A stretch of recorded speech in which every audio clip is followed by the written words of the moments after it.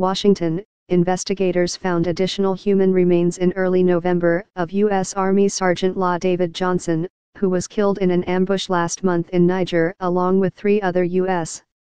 soldiers. The Pentagon said on Tuesday the ambush drew attention to the little-known U.S. military presence in Niger, and it came under further scrutiny when President Donald Trump's handling of condolence messages to the families of the dead U.S. soldiers was criticized by lawmakers in Washington. Investigators found the remains on November 12 and military medical examiners have verified that the remains were Johnson's. Pentagon spokeswoman Dana White said in a statement White did not identify what the remains were, but said they were discovered at the site where Sergeant Law David T. Johnson's body was recovered following the October 4 attack. The ambush, which U.S. officials believe was carried out by a local Islamic State affiliate, has thrown a spotlight on the U.S. counterterrorism mission in the West African country. The team that was attacked in the ambush was made up of a dozen U.S. soldiers and 30 Nigerian forces on a reconnaissance mission near the village of Tongo Tongo. An investigation into the incident is expected to be completed in January.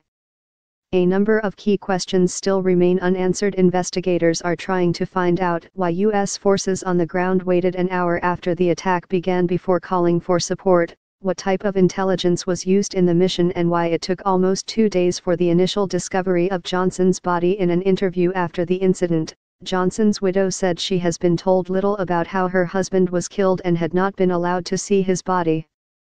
Share on Facebook, share on Twitter.